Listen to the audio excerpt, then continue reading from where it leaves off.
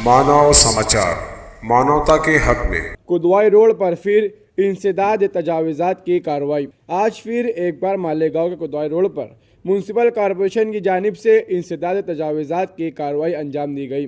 प्रभाग नंबर 3 के अफसरान व अमले के साथ मालेगांव सिटी पुलिस स्टेशन की टीम भी मौजूद रही। बता दें कि 15 दिन कबल डॉक्टर बाबा साहब अम्बेडकर के पुतले से लेकर ख्वाजा गरीब नवाज ब्रिज तक तवाज़ुज़ात के खिलाफ कार्रवाई की गई थी। आज की कार्रवाई में शहीदों की यादगार से भंगार बाजार तक पूरा इलाका साफ किया गया।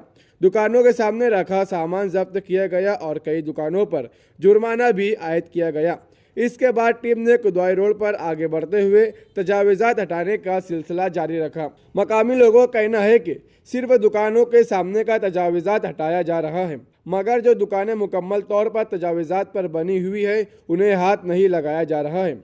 इसी बात को लेकर मौके पर कुछ देर के लिए हंगामा भी हुआ।